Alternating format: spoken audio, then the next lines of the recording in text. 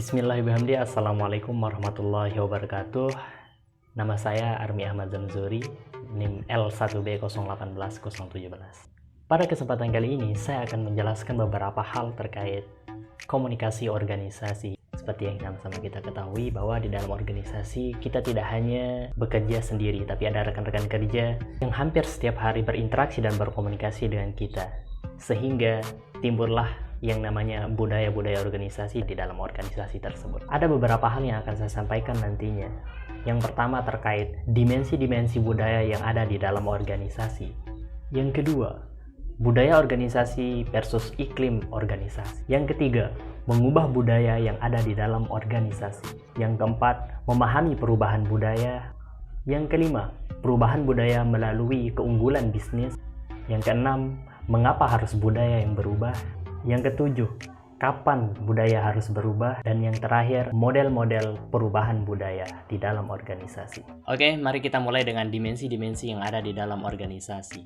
Dimensi yang ada di dalam organisasi tidak akan bisa menjelaskan secara umum bagaimana kondisi dari organisasi tersebut.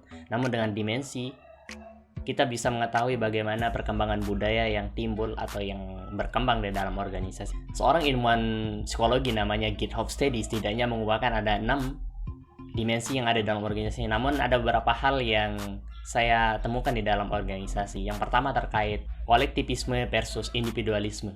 Kolektivisme adalah anggota di dalam organisasi yang bisa bekerja secara berkelompok dalam menjalankan tugas-tugasnya. Sedangkan yang individualisme adalah kelompok atau anggota yang ada dalam organisasi yang tidak bisa sepenuhnya bekerja secara berkelompok. Dia bisa fokus bekerja jika hanya sendiri.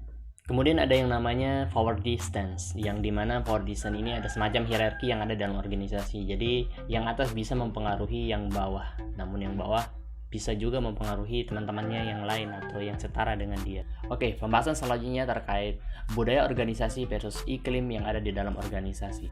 Budaya organisasi meliputi asumsi, norma, dan perilaku yang berkembang di dalam organisasi. Sedangkan iklim organisasi adalah persepsi orang-orang dalam merefleksikan norma, perilaku yang berkembang di dalam organisasi tersebut. Namun yang terjadi di dalam organisasi terkadang iklim organisasi mempengaruhi segala bentuk budaya yang ada dalam organisasi karena anggotanya tidak mampu untuk merefleksikan budaya yang berkembang di dalam organisasi tersebut. Pembahasan selanjutnya terkait dengan perubahan budaya organisasi. Nah, teman-teman, perubahan budaya organisasi sangat dibutuhkan oleh organisasi untuk mencapai tujuan maupun visi dari organisasi tersebut. Ada beberapa hal yang bisa diterapkan untuk mengubah budaya organisasi. Yang pertama, pemimpin organisasi harus bisa memperkuat hierarki yang ada di dalam organisasinya tersebut, agar nantinya anggotanya hanya memiliki satu komando untuk merubah budaya yang ada dalam organisasi. Kedua, melawan kebiasaan buruk yang lama. Misalnya saja banyak anggota organisasi ketika rapat sering datang terlambat. Maka harus dilawan dengan cara anggotanya ditekankan untuk tetap datang on time ketika ada rapat. Kemudian seluruh anggota organisasi harus bisa menanamkan komitmen bersamanya. Visi untuk organisasinya di masa depan adalah seperti apa. Budaya organisasi sangat sulit untuk diubah, namun jika tujuannya adalah untuk kebaikan organisasi, maka hal tersebut bisa diubah dengan komitmen bersama. Pembahasan selanjutnya adalah terkait dengan perubahan budaya organisasi. Perubahan umumnya bermakna menuju hal yang lebih baik. Maka untuk menuju hal tersebut, maka diperlukan yang namanya perubahan di dalam budaya organisasi. Ada banyak contohnya, misalnya perusahaan HP terbesar dunia Nokia. Dahulu, Nokia sangat percaya diri bahwa operasi sistem Symbian-nya bisa menyaingi kepopuleran dari Android.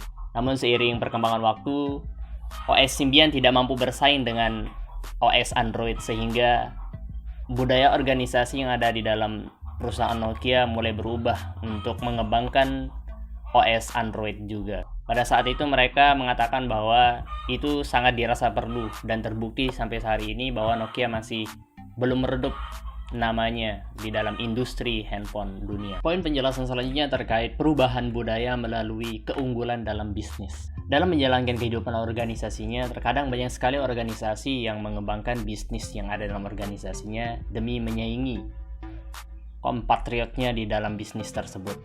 Hal ini dapat mengubah terkait budaya yang berkembang dalam organisasi tersebut, karena dengan keunggulan bisnis yang lebih baik dari organisasi lain dapat dijadikan budaya untuk mempertahankan keunggulan bisnis. Contohnya, dahulu di Indonesia hanya ada satu perusahaan ojek online, yaitu Uber.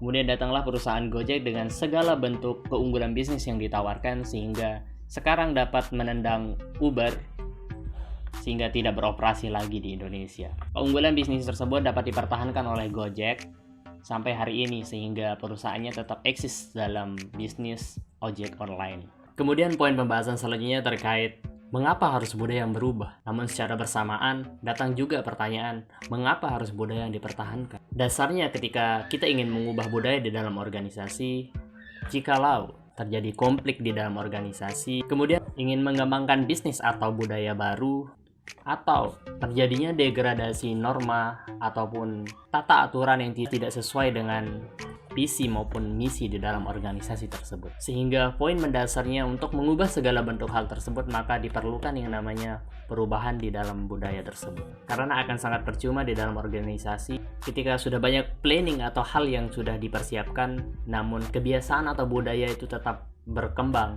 sesuai kebiasaan lama. Nah, ketika suatu organisasi sudah mengalami atau berada dalam situasi yang diinginkan atau dimimpikan dalam visi dan misi organisasi tersebut, maka organisasi cenderung akan mempertahankan budaya. Kemudian pada poin pembahasan ke-7 terkait dengan kapan budaya itu harus berubah.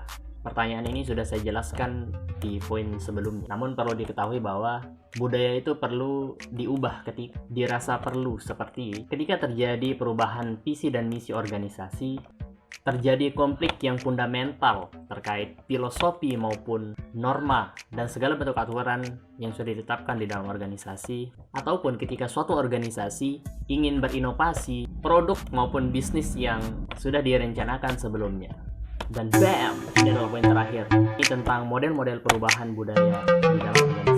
Model yang pertama adalah culture assessment atau penilaian budaya. Jadi kita harus bisa membandingkan antara budaya yang lama dengan budaya baru. Apa bedanya dan bagaimana cara kita bisa mengubah atau mana yang lebih baik.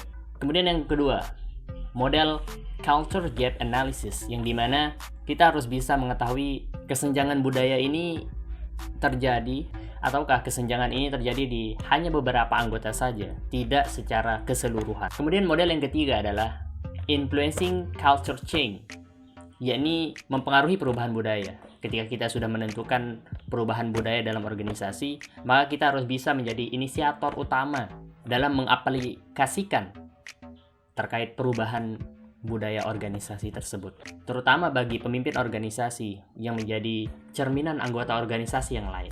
Dan model yang terakhir adalah sustaining the new culture, atau mengaplikasikan budaya baru tersebut. Karena jika tidak dilanjutkan secara kontinu, model perubahan budaya akan batal dalam sendirinya. Baiklah, semoga bermanfaat dan terima kasih atas perhatiannya. Assalamualaikum warahmatullahi wabarakatuh.